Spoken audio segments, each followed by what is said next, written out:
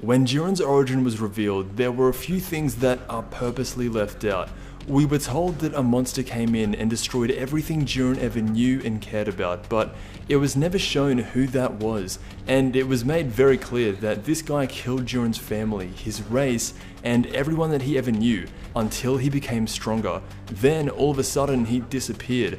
The idea is that this story of Jiren's origin isn't being told 100% as it actually happened. There is some dirt on the lens of this backstory. In fact, the story was told by Belmaud from an outside perspective. Jiren didn't tell his own story, and so I have to shout out this guy's video for this. This is where I first saw the idea, and honestly, it's a cool concept that ties together a lot of loose ends that this backstory has, and I'm gonna try and expand on it as much as I can. So, the man who killed Jiren's parents managed to wipe out Jiren's family, all of Jiren's people, and even all of Jiren's companions, including his master.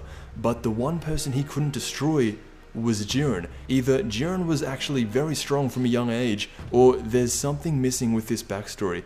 If there's going to be someone who's going around destroying everything, why would Jiren be the only one left alive? Going off this idea, the man who killed Jiren's parents wasn't Goku Black, it wasn't Belmaud in an attempt to make Jiren stronger, but the man who destroyed everything close to Jiren was Jiren. The flashback depicts him as a weak child who can't defend himself or even fight. But what if it went the opposite way? What if Jiren had so much power at such a young age that he couldn't control it, and so he is the one who ends up destroying his family, his village, and eventually his own master, who was briefly able to save Jiren and was training him to control his power. Based on his power level right now, that's not too hard to believe. The reason Jiren was training was not to get stronger, but was so he could learn to control this power.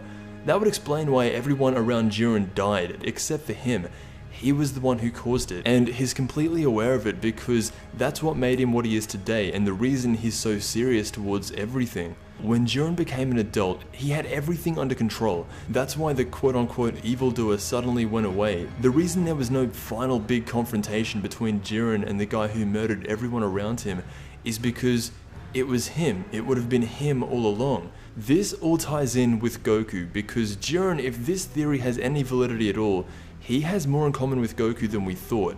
Goku went through almost the exact same thing when he was a child, although he was completely unaware of what he did until 20 years later. Everything about this fits into Jiren's ideal of strength. There is no point in having all this power if you can't control it, and so instead of learning to get stronger, he was learning to control it. And a few episodes ago, he had this conversation with Goku, and they really are similar characters. It's just that Goku is more blissful because he doesn't remember what he did, but Jiren does. He lived through it, and he's kept that with him all the way up until the tournament. But that's my take on who killed Jiren's family. Out of all the characters that we know, this is what I'm gonna stick with until we get something extra. It explains why Jiren was left alive out of everyone else, and it just ties up some loose ends that this backstory has. And to be honest, I like it better because it relates Goku and Jiren as characters that have gone through similar paths but have handled it completely differently.